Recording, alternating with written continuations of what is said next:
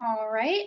I would just like to first of all say good evening to everyone and thank you for joining us. My name is Grace Davenport and I am the Trail Tourism Program Manager for Anacostia Trails Heritage Area, also known as Maryland Milestones, and we welcome you to tonight's virtual lecture. I would first like to get into some housekeeping. This webinar is being recorded and the YouTube link will be made available to everyone who registered, so keep an eye out for that in your email over the next few days. All participant audio and video is turned off. Questions can be submitted via the question box to me, or if you have any technical issues, you can submit those there as well, and I will try to help you out. And we will be having a Q&A after the talk. So Anacostia Trails Heritage Area, Maryland Milestones, is one of the 13 state certified heritage areas within Maryland. We encompass the northern Prince George's County region. We're made up of 17 communities and we have a budget of about $200,000. We have a staff of 1 full-time, 2 part-time, and 1 volunteer, and our focus is on history, art, culture, and natural resources. We provide grants through the state, technical assistance, and partnership building. We are always accepting donations, so if you would like to make one, you can visit our website, anacostiatrails.org, or by emailing me at grace@anacostiatrails.org. And this is a map of our heritage area with Laurel to the north, Colmar Manor to the south, and Bowie to the east. And this is our Heritage Center located in the Pyramid Atlantic Arts Building.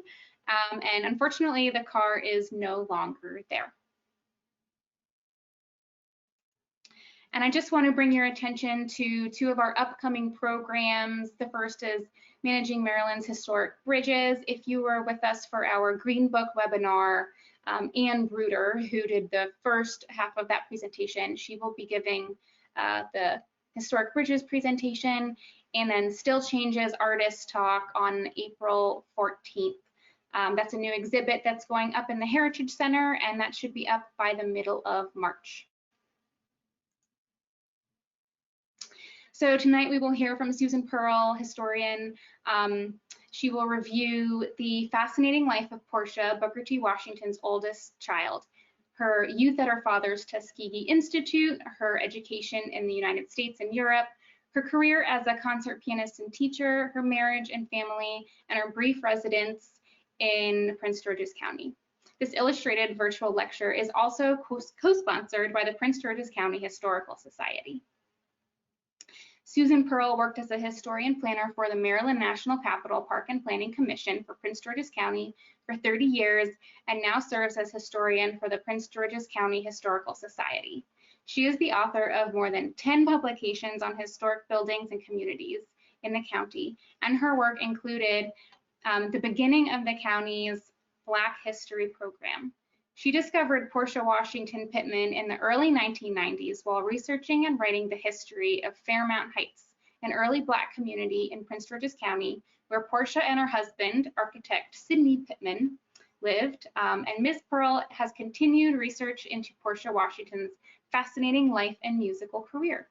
So now I am going to pull up Susan's slides and we will get started. This evening, I would like to talk to you about Portia Washington, whom you may never have heard about, but you certainly have heard of her father, Booker T. Washington. I discovered Portia back in the 1990s when I was doing an historical and architectural study of the town of Fairmount Heights, a progressive Black community that developed along the Prince George's County side of the District of Columbia boundary early in the 20th century. Many of the longtime residents of Fairmount Heights whom I interviewed during this study were eager to tell me about Portia, who had lived in Fairmount Heights. Some of the older ones had actually met her, others had heard stories about her. I learned that she had become a concert pianist, and I was hooked. So, I would like to tell you something about her unusual life. Now, I must warn you that Grace and I are going to try to incorporate some music in this lecture. And we've had a few glitches. It may not work well, but if you hear music, don't just think that you've pushed the wrong button. Stay with it, and we hope it all will work out.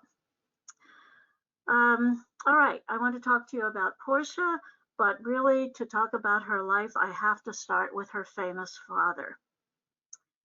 Booker Taliaferro Washington was born in Franklin County, Virginia, that's near Roanoke, in 1856, and grew up in Malden, now West Virginia. We read about his efforts to get an education. In 1872, at age 16, he went to Hampton Institute in Virginia, which had been established in 1868 for the education of freedmen. He took a full course and graduated in 1875. He then returned to Malden to teach the Black children of that area, then went on to do some further studies, and then returned to teach at Hampton in 1879. One of his brighter students, while he was teaching in Malden, was Fannie Smith. She was one of the students whom he encouraged to study at Hampton, and Fannie did attend Hampton in 1888 when Booker T. Washington was back there teaching. Their friendship deepened, and he left Hampton before she graduated in 1882. The year before that, 1881, Booker T. Washington had been recommended by General Samuel Armstrong, the president of Hampton Institute, to direct the opening, planning, and construction of a new institute of learning for Black folks in Tuskegee, Alabama. And he went there to carry out that charge. The new institute opened on July 4th, 1881. Classes were held in a church, and property was purchased for the planned campus. Students, while being trained in design and construction, began to construct the buildings of the Tuskegee campus. The following summer, in their hometown, Malden, Booker T. Washington and Fannie Smith were married, and they went to work and live in Tuskegee. They rented a large house, provided room and board to several other faculty members, and Fannie ran the house.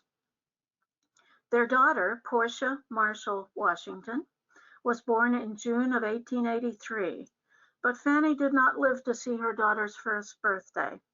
She died of injuries in an accident that occurred in the spring of 1884. From then on, Portia was cared for by her devoted father, a group of women on the Tuskegee staff, and by a succession of 2 stepmothers.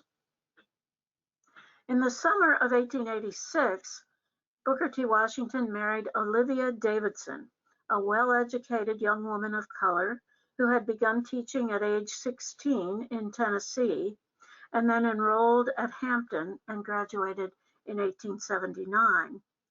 She had then attended Framingham State Normal School in Massachusetts, completing a degree in education.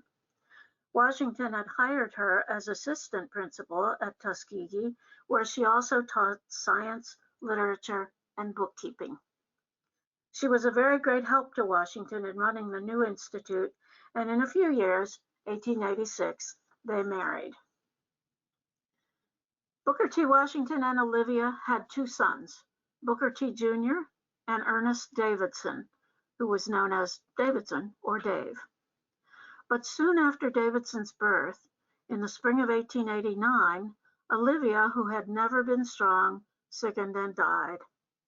Booker T. was crushed by the death of yet another of his beloved partners, but he married a 3rd time in 1893 when Portia was 10 years old. The children's new stepmother was Margaret Murray, a vigorous and intelligent woman who had graduated from Fisk in Nashville and afterward taught English at Tuskegee. Maggie was all business and not the motherly type, and Portia grew up without the experience of a loving mother. She took refuge in music. Seeing her interest, her father acquired a piano and arranged for a Tuskegee staff member to give her lessons. She took off. The types of music that she heard most often in the chapel and all around the campus were Negro spirituals, which she grew to love. She mastered the performance of them in piano version and also some of classical repertoire. She spent large amounts of time in piano practice, also performing for her father and his friends. In the fall of 1895, when Portia was 12 years old, it was decided that she would be sent to the Framingham State Normal School in Massachusetts. This was the school where stepmother Olivia had gotten a degree in education. Portia would attend what was called the practice school that was being developed there for younger girls. Staff of the school remembered Olivia Davidson and had made an offer to Booker T. Washington to admit Portia as a student, as a very young student. This was just after the Cotton States exhibition in Atlanta, where Booker T. Washington discussed his mission of providing Negroes with a practical education in industry and trade, which he believed would lead to their economic independence and from there to expanded civil rights. This came to be known as the Washington Doctrine. Quote, "The races could be as separate as the fingers, yet one as the hand in all things essential to mutual progress." End quote. Many white leaders supported the Washington Doctrine, but Booker T. Washington became a national celebrity. Many blacks, however, felt that Washington's plan would limit blacks in their career choices, and he was therefore strongly criticized. But he had now become a very well-known public figure. Portia spent 4 years at Framingham, getting a solid education in what amounted to the early years of secondary school, we'd call it middle school now, as well as some experience with the life of young white girls. Because her father traveled so much, making contacts often with potential supporters of Tuskegee in New England, she saw him fairly frequently. The Washington family often spent summers in the Boston area. Booker T. Washington had many contacts in New England, wealthy supporters who took great interest in Tuskegee and provided the Washington family with accommodations during the summers. Portia returned to Tuskegee in the spring of 1899 and to a new house. The principal instructor of architecture at Tuskegee, Robert R. Taylor, had designed for the Washington family a fine house that was then constructed by the Tuskegee students. This beautiful house, called the Oaks, is still the jewel of the Tuskegee campus. Here are a few slides of the interior. Booker Washington's office and the parlor with Portia's piano. That fall, Portia began her studies there at her father's school, dressmaking, one of the principal classes there for female students, which she hated, and music and the German language, which she loved. But after a year, she was far ahead of what she could learn there in music, so she taught piano lessons at Tuskegee for another year, but was eager to continue her studies. I should mention that while she was at Tuskegee during those years, she met young Sidney Pittman, who had gotten his degree in architecture at Tuskegee, spent several years of advanced studies and practice at Drexel Institute in Philadelphia with financial support from Tuskegee, and then had returned to Tuskegee, this was part of the support agreement, to teach and work under Robert Taylor, the head of the architecture department. Sidney Pittman came to Washington's new house to design and install a mantelpiece, and often stayed around to listen to Portia playing the piano. The two were attracted to one another and had what could be called a few dates, but Portia, then 18 years old, was eager to continue her studies and applied to Wellesley College in Massachusetts and prepared to enter there in the fall of 1901. Portia was accepted at Wellesley as a, quote, special student in the study of music and German language. The North American, a newspaper printed in Philadelphia, ran a story. There you see the North American office in Philadelphia. Here's the headline. Portia Washington, daughter of the illustrious founder of Tuskegee, becomes a real Wellesley girl, end quote. About her entrance as a student, and at the same time both very complimentary to the young student, but maddeningly insensitive regarding the racial realities. From this quoting from the article, when Booker T. Washington went to college, he tramped as a ragged, forlorn little black boy from a southern Negro cabin to Hampton, where he helped pay his way through the Institute by sweeping floors and working on holidays and vacations. When his daughter commenced her collegiate education, he took her in a Pullman car to Boston and thus to a fashionable women's college where she was placed under the care of the dean with all the ceremony and distinction that is shown a millionaire's daughter. She is 18 years old. Her slim, straight figure and her skirt at ankle length, she is attractive in appearance, almost beautiful, and her hair, her crowning possession that any white girl might be proud of. It is raven black, of course, and as fine and shining as silk, end quote. As it happened, Portia's status as a special student turned out to have a special meaning. At the request of the parents of her wealthy white classmates, Portia was not allowed to live in the dorm with the other young women, but was required to find accommodations in the town.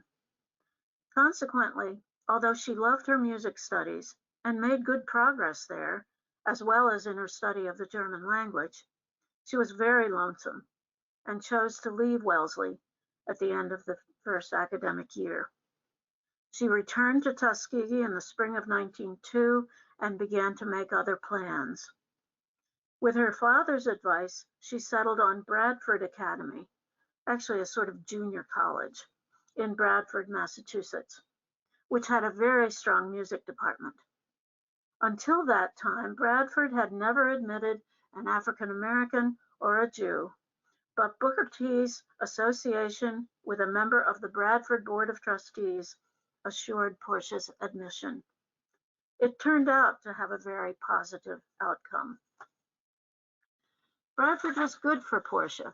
She was at first a novelty to the other girls who had never known a person of color, but she soon became very popular and was urged to join in a variety of activities.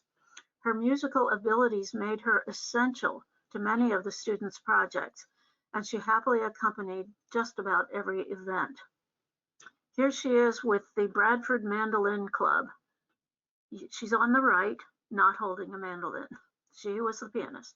She also had an outstanding piano teacher who recognized her abilities and made sure that she had a full scholarship to cover her piano instruction for all 3 years that she was there. This professor, Samuel Morse Downs, also encouraged her to continue her studies in Europe, specifically Berlin, where he had studied, and he recommended her to his own former instructor, Martin Krauss, himself a former student of Franz Liszt. Portia graduated from Bradford in the spring of 1905, preparing to set sail for Europe to continue her musical studies. Sidney Pittman, who had left Tuskegee and was running an architectural studio in Washington, D.C., tried to convince Portia to marry him instead of studying in Europe, but she was determined and sailed in June, her passage paid for by one of Booker T. Washington's most powerful supporters, Andrew Carnegie. She was accompanied by Miss Jane Clark, one of the first Black students to graduate from Oberlin College. Jane Clark was at this time Dean of Women at Tuskegee and had become a friend of Portia's. Here you see the Tuskegee Council. You'll recognize Booker T. Washington front and center, and George Washington Carver on the upper far right. And you'll know right away, I think, which one is Jane Clark. The two women spent the summer months traveling in several countries of Europe, first in England. For Portia, the highlight of her time in London was her meeting with the then very famous young Afro-British composer Samuel Taylor Coleridge.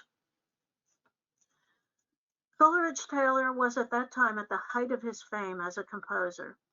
In the 1890s, as a very young man, he had composed a major choral composition, a trilogy of choral orchestral music based on Henry Wadsworth Longfellow's Song of Hiawatha. His Hiawatha musical trilogy, based on Longfellow's poetry, had become wildly popular in England. As a choral work, it was performed every bit as often as Handel's Messiah. And it became hugely popular also in the United States. Its popularity brought about the formation in 1903 in Washington, D.C., of the all-black 200-voice Samuel Coleridge Taylor Choral Society, which performed the Hiawatha Trilogy and many other works of Coleridge Taylor to great acclaim. In 1904, Coleridge Taylor, invited and sponsored by the Coleridge Taylor Choral Society, had made his first tour of the United States. He directed several concerts of his own works, which had a profound and immediate effect in identifying and encouraging Black musicians and composers. You can see him just about in the center of the front, looking right straight toward us. During this 1904 trip, Coleridge Taylor was entertained by the President of the United States, Theodore Roosevelt, and met many leading African Americans, including Booker T. Washington. He greatly admired Washington, but as a creative intellectual, he found himself much more in sympathy with the W.E.B. Du Bois belief, quote, that all spheres of human endeavor should be free to his race, end quote, and rejected the possibility of limiting Negro instruction to the utilitarian and abandoning the creative and artistic. Still, Coleridge Taylor greatly admired Washington, and the two men had several happy and productive meetings during the composer's 1904 travels. During these years, Coleridge Taylor had composed 24 Negro melodies. You see it here, a collection of 24 African and African American songs arranged for piano. The collection was published in 1905 as his Opus 59, number 1. Booker T. Washington wrote the preface to this 1905 publication of the 24 songs. Portia, who loved the Negro spirituals and other songs that she had heard throughout her young life, fell in love with the Coleridge Taylor arrangements and had played them often, even before she got to England. It was to her, therefore, absolutely essential that she should spend time with Coleridge Taylor when she was in England. She was welcomed to his home and spent happy times with his family, talking about his work and about her upcoming audition and studies in Germany. Portia arrived in Berlin for her audition with Professor Maestro Krauss. According to her later reminiscences, she warmed up that morning. Just a minute. She warmed up that morning playing Bach, Beethoven, and Chopin, but decided to perform as part of her audition some of Coleridge Taylor's Negro Melodies arrangements.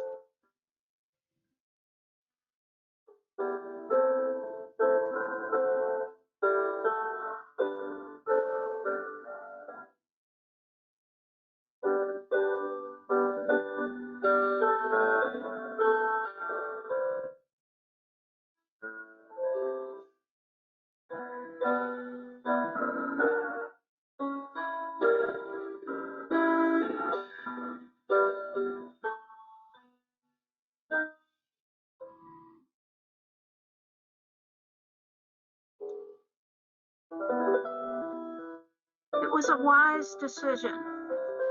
This was new music to Professor Krauss, and he was enthralled when she played "Sometimes I Feel Like a Motherless Child" which we're hearing now, and especially when she explained to him the emotional power that it held for her.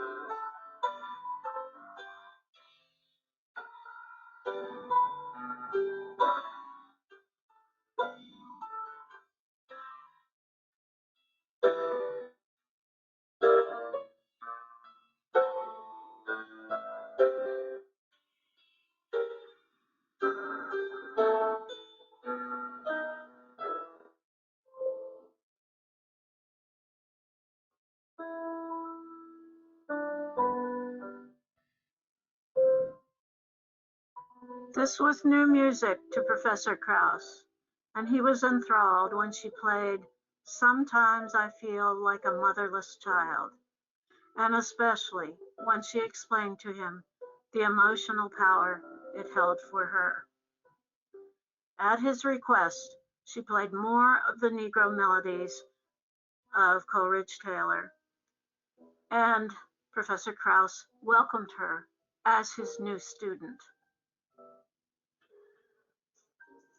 The year that she spent studying in Berlin was very important for Portia. She had settled herself in a boarding house with other students and a piano, where she made many new friends. She was proficient in the German language, and she became independent and secure and confident in her performing. She worked and practiced hard, but often frequented the Brauhauses with her friends in the evening and had a lot of fun. In her memoirs, she tells of one of these occasions. I can't stop myself from telling you this one. One night, her group of friends was joined by a distinguished looking young man who engaged her in conversation while his companion stood off to the side. When she told him that she was an American studying music in Berlin, he prevailed on her to play for her, but for him, excuse me, and then came back to her boarding house to hear her play more, both some classics and many more of her beloved spirituals. After quite a lengthy performance, her admirer and his quiet companion left. A few days later, she received a note of appreciation from Crown Prince Wilhelm, Kaiser Wilhelm's son, who, together with his bodyguard, had enjoyed her performance. Professor Krauss encouraged Portia to continue her studies with him, and she happily began a second year. Her time in Europe, and especially in Berlin, was probably the happiest in her life, but by the second year, her plans were complicated by Sidney Pittman's constant letters full of pleas for her to return to him. She had treasured her special years abroad, but feared that Sidney might wait no longer. And though Professor Krauss stormed and argued that she was giving up a brilliant musical future, she wrote her acceptance to Sidney and headed home in the summer of 1907 to marry him. The wedding took place at the end of October 1907 at the Tuskegee Chapel, followed by a reception at the Oaks, the Washington family home. An article carried in the Tuskegee Student the following week described the wedding as the chief social event of the year, reporting that the electrical division of the Tuskegee Institute transformed the grounds of the Oaks, utilizing colored lights in the trees, among the rose bushes and the hedges. The bride and groom left Tuskegee after the wedding, traveling by train to their new home in Fairmount Heights, Prince George's County, Maryland.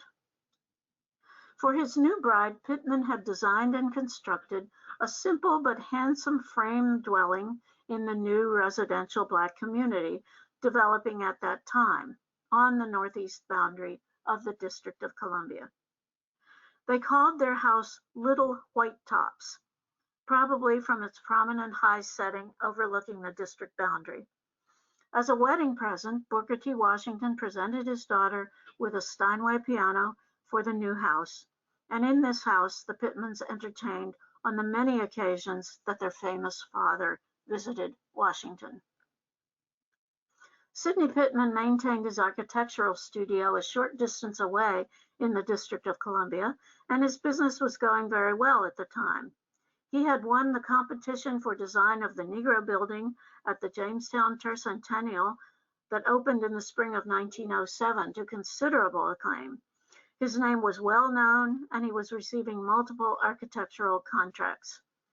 Portia also came to be well known in the Washington area, not only because of the renown of her father, but also for her musical abilities. At first performing at gatherings with friends, the next spring, 1908, she joined in concert with Clarence Cameron White, considered the foremost Black violinist of the time. And during these years, Portia and Sidney had 3 children: Sidney Jr., born in 1908, Booker T., born in 1909, and Fannie Virginia in 1912. Here's a picture of them also with their famous grandfather. On his lap is one of the children's cousins, the child of Portia's brother, Booker Jr. Sidney Pittman was active in the development of Fairmount Heights, designing the community school, its village hall, and also many residences and institutional buildings in Washington, D.C. He won considerable renown for his design of the 12th Street YMCA, which opened in 1912. This building, wonderfully restored, is now a National Historic Landmark. He was also getting contracts from several southern states, and he was on the road nearly as much as he was in Washington. Can you read the caption on this picture? It says, Mr. W. Sidney Pittman, the world's greatest architect. This is from the Washington Bee, African-American newspaper in Washington, D.C. So he was doing well. He was also getting contracts from several other southern states and was on the road nearly as much as he was in Washington. The lucrative contracts, particularly in Texas, influenced him to move his family to Dallas in 1913. Once settled in Dallas, Portia began teaching piano lessons and serving as organist and music director at the Macedonia Baptist Church. Sidney was busy with lots of design contracts, and things were good. The illness and death in the fall of 1915 of Booker T. Washington was, of course, a blow to the family. Portia hurried back to Tuskegee to be with her father at the end. It is said that 8,000 people attended Washington's funeral at Tuskegee. He was buried at the Tuskegee Chapel Cemetery. Tuskegee Institute entered a new era with the appointment of Robert Russa Moten to take over Washington's place as principal. Sidney had lots of work when first in Texas, and Portia was happy with her music responsibilities and caring for the children, so things were good for the family for the first years in Dallas. But Sidney's demanding personality soon began to cause him difficulty in getting along with his clients and with the builders that worked with him, and he soon began to have trouble getting contracts. He was constantly disturbed by the fact that his wife was doing so well in her music teaching career. By the 1920s, she was chairman of the education department of the Texas Association of Negro Musicians, and she was teaching music at the Booker T. Washington High School in Dallas, and she was very proud of that school. In March 1927, the National Education Association met in Dallas. For the first time, the NEA arranged to invite a local Black group to provide music for the conference, and it was Portia's 600-voice high school choir that was given that honor. Portia was thrilled with the challenge and spent many months training her singers. The auditorium on the evening of the performance was filled to overflowing with thousands of educators, and the locals would have to wait for a repeat performance a week later at the City Hall. But after the successful NEA performance, the NEA president brought Portia back from the wings, asking that she lead the choir in some of the old spirituals, which she happily did, knowing that these songs would exhibit her choir's greatest strength. The concert was a tremendous success, and the Dallas Express headlined it the next day. 600-voice high school chorus, Charms NEA convention. That summer, Portia spent 6 weeks at Columbia University in New York City, taking a course in conducting, then returning to Dallas to find her husband in even more serious difficulties. He had lost almost all of his design contracts, was depressed, angry, and drinking heavily. Only their daughter Fannie was at home with her parents in Dallas at that time. Sidney Jr. was in college at Howard in the District of Columbia, and Booker Jr. was traveling and performing with several jazz bands. Hoping to improve her situation, Portia wrote to Director Moten at Tuskegee, asking whether he might need her to teach music at the Institute. Then finally, in 1928, after a terrible scene between Sidney and his daughter, Portia took 16-year-old Fannie and went back to Tuskegee. Although she and Sidney Pittman never divorced, they never saw one another again after that time. Portia was given a teaching position in Tuskegee's music department and began a new stage of her career. During this time, Tuskegee was making many changes, gradually lessening the emphasis on vocational training and expanding its academic and arts departments. The first bachelor's degree was awarded in 1928, and its School of Music was formally established in 1931. Portia continued teaching music as a member of the Tuskegee staff for the next decade, and then opened her own private studio, where she taught private piano lessons. She retired from all teaching in 1944 at the age of 61. She had discovered a new project, a new passion, and devoted her next years to its pursuit. The Washington Doctrine that Booker T. Washington had expressed at the Cotton States Exposition in 1895 was viewed by many, both Black and white, as condemning the Black race to menial labor and second-class citizenship. And the lionizing of Washington, therefore, as the outstanding leader of his race, was fading away. Portia could think of her father only as that perfect leader, and it grieved her to witness this decrease in the world's high opinion of him. She was determined to reinstate his role as an adored national celebrity. She learned that the farm in Franklin County, Virginia, where her father had been born, was for sale, and she decided that this land should be preserved as a national monument in his honor. From this time, the early 40s, she devoted herself for well over a decade to bringing this about. She turned to Sidney J. Phillips, a successful Tuskegee alumnus who had also served on the Tuskegee faculty, and who was a fervent admirer of her father. Phillips went right to work. He arranged to buy the entire property, 207 acres, and set up a committee to pursue the establishment of a Booker T. Washington National Monument.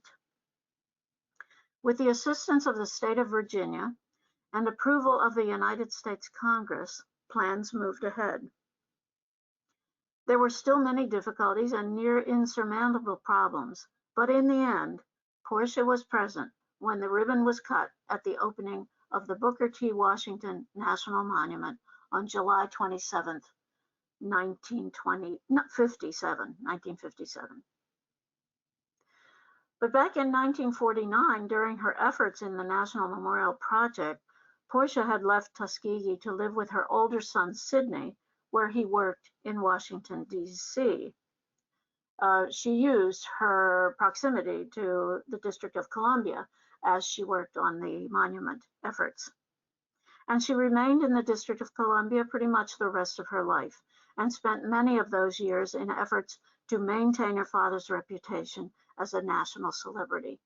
She used her presence in the national capital to meet influential people who would help her in those efforts. Quite a few commemorative coins and postage stamps in honor of Booker T. Washington were issued during these years. In 1958, her husband, Sidney Pittman, died in Dallas, Texas. And though Portia had not seen him since she had left him 30 years earlier, she and her daughter Fannie traveled to Dallas for the funeral. The following years were marked by great sadness, for all three of Portia's children predeceased her. Sidney Jr., with whom she lived in Washington, died in 1967. She then went to live with daughter Fannie and Fannie's husband in Kansas City for a short time, but both Portia and Fannie returned to Washington after Fannie also was widowed. Portia's son Booker, a successful jazz musician, died in 1969 in Brazil, where he had been living. In 1970, Portia made a happy trip back to Tuskegee. Here she is at her father's grave. Then, after celebrating Portia's 90th birthday, together with Fannie, at their Washington, D.C. apartment, Fannie died in 1973. From then on, Portia lived alone in her apartment, entertaining friends when she could, being interviewed and helping scholars in their research on her famous father, until her death in 1978 at age 94. She is buried near her father's gravesite in the Tuskegee Chapel Cemetery. I hope I've been able to give you at least a small picture of this wonderful woman and her very interesting life. Thank you. And I'd like to just end with a slide of the Prince George's County Historical Society Library, to which you are much welcomed to visit when we open again. And of course, we have no idea when that will be, but certainly not for quite a few more months. We have 6,000 books. We have a wonderful collection of maps and photographs and vertical files of all kinds of events, people, and places. And we would welcome your visit. We're open. When we're open on Saturday afternoons. Thank you very much.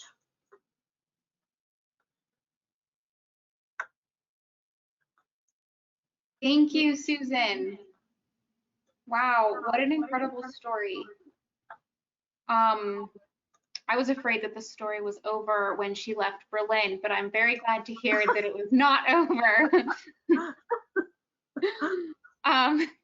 So while we're waiting to have some questions come in, everyone, please feel free to add your questions to the question box. I also want to offer, we can send out the link for the music if anyone would like to hear it. We can send that out with the recording. Oh, good. Yeah. And I have a question. Did she learn German with the goal of going to Germany, or was it something that was just offered? She had learned some German at Tuskegee. And no, she had no idea of going to Europe to study at that point. But she took to German very quickly. She had a flair for it. And so when she did go back to what would amount to college, Tuskegee would have been sort of finishing high school at that point. That would have been the sort of the level of it. But especially when she went to Bradford, she had a very good German professor, and she was quite fluent by the time she got to Germany. And apparently, when she spent some time talking to Samuel Coleridge Taylor, who had always wanted to study music in Berlin, but had never had the chance. But he had to learn German, and so they conversed in German about studying music in Germany.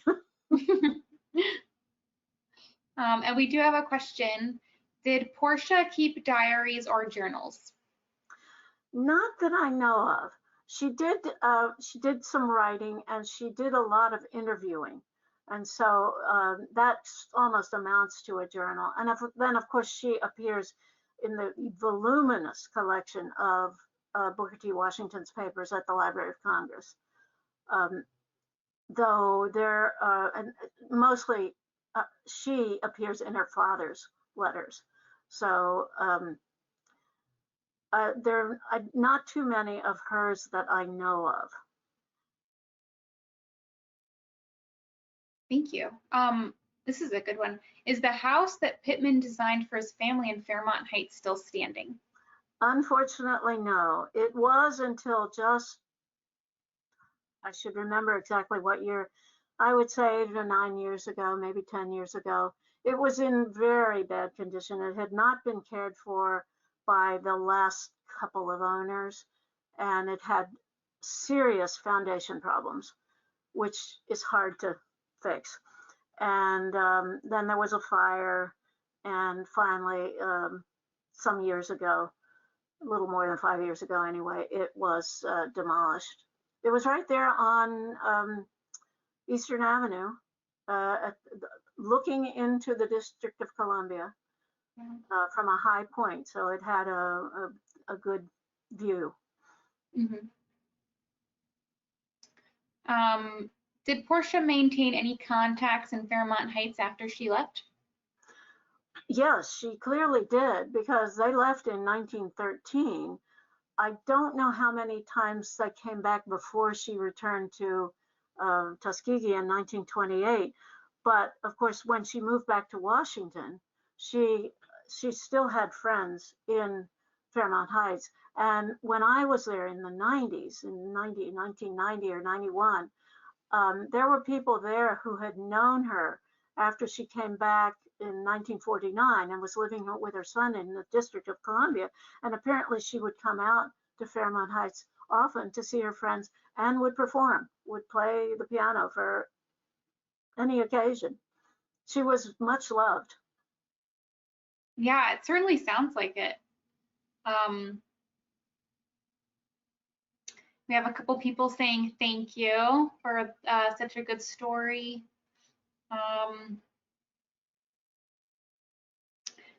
Now, oh, got a couple more. Someone wants to mention that Portia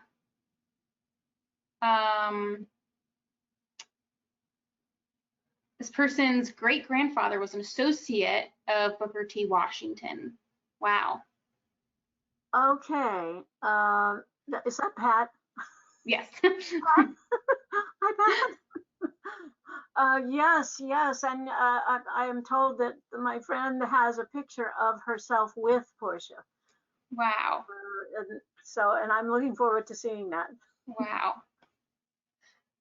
Is there anything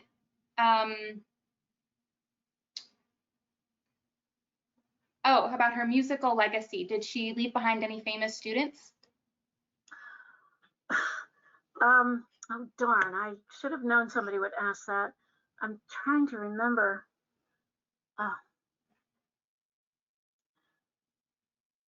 Well, I'm afraid I can't answer that. And right now I'm embarrassed because the name I'm trying to remember has gone right out of my head.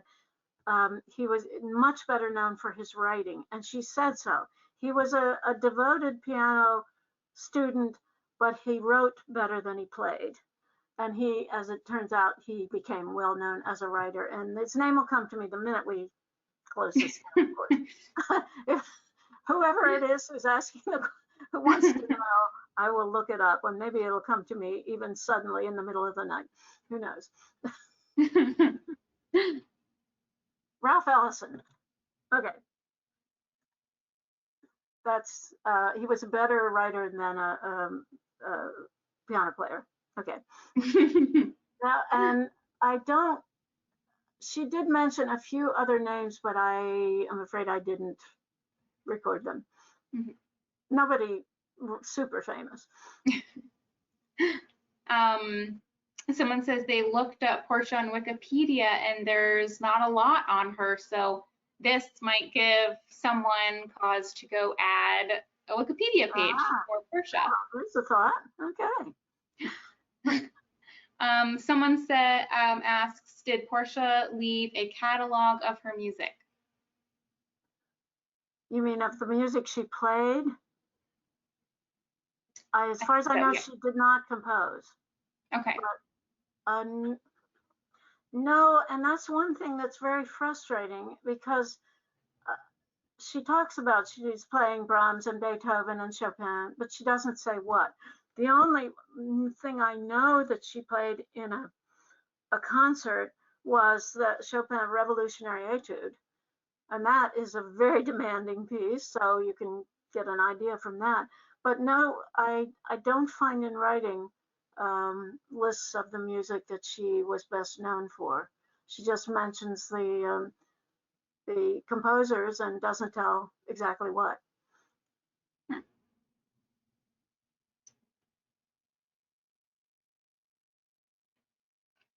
Do you know off the top of your head, Susan, if the Fairmount Heights house, now demolished, is there something in its place right now? I don't think so. We talked about that years ago. I will check. We did talk about it, but I'm not sure anything was ever done about it. I have some contacts in Fairmount Heights. I will find out. Yeah, because it would be interesting. Mm-hmm. Yeah. Yeah. Well, I think that's all the questions we have, unless someone is typing one right now. We got a lot of people saying thank you. What a great story. They had no idea. The music is fabulous. Thank you. Wow, this is an amazing story. So well, thank you everyone for your comments. As when I first heard about her, and as I say, I was just getting to know Fairmount Heights, and now the people that talked to me about her, I thought, I've got to find out more about this woman. I had never heard of her then. Of course, I knew about Booker T. Washington, but I didn't know whether he had children.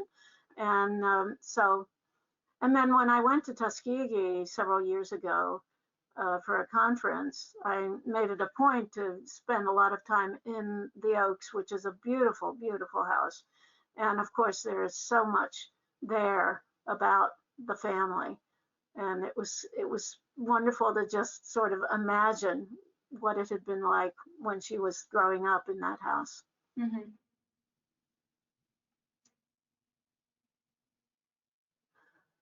This is Pat again. She's got a model of the Negro building designed by Pittman. Oh, yes, yes. Yes, he was an interesting fellow. I've done lectures on just him, and that it takes even longer to talk about. His career was amazing, but short-lived. Mm-hmm. He sort of caught fire and burned out quickly, and had difficulties in his later life.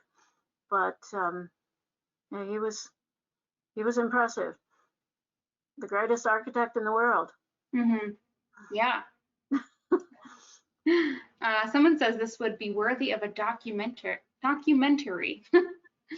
Oh, is that my friend Bianca? No. She She's been trying to get me to make a film. Okay. Well, gee, if there are two, maybe we better.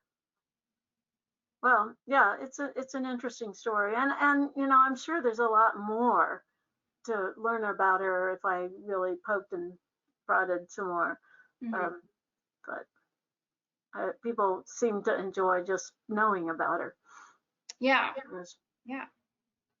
And this will be made available on our YouTube, so anyone, anywhere can view it. So to those who are with us tonight, you should expect to see that link within the next 2 days to your email that you used to register for this program. And Susan, I just want to thank you for such a great lecture. I mean, I have the same sentiment as most of the people here. This was a great story. I'm really glad that we're able to tell it. Good. And the music didn't sound too terrible? No, it didn't sound, it sounded pretty good. Yeah. And so we'll also send out the link so that people can view it or listen to it. Yeah. The recording with the pianist who plays all 24 of these melodies that were published in 1905. Oh, and it's very interesting to read Booker T. Washington's preface to that publication.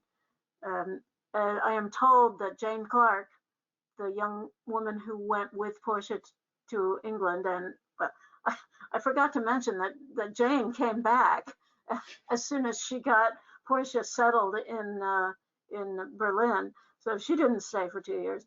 But Jane Clark is supposed to have helped Booker T. Washington write the preface to the 24 Negro melodies that Samuel Coleridge Taylor published in 1905, and it's kind of, I enjoy it because the tunes, the songs of the spirituals are very familiar, but they're in a different form, and you might consider it kind of schmaltzy, maybe even sort of nightclub music, but they're nice, they're beautiful, and they're easy to listen to, and still feel very familiar. Yeah, there's the pianist is David. I forget, but you'll find it. It's the 24 Negro Melodies by Coleridge Taylor. Mm-hmm. So. Okay, well, this was fun. Yeah, it was great. Thank you, Grace. You're a wizard. Well, thank you for joining us, Susan. As always, it's a great pleasure to have you with us. Okay, thanks very much. All right. Talk to you soon. Bye. Bye.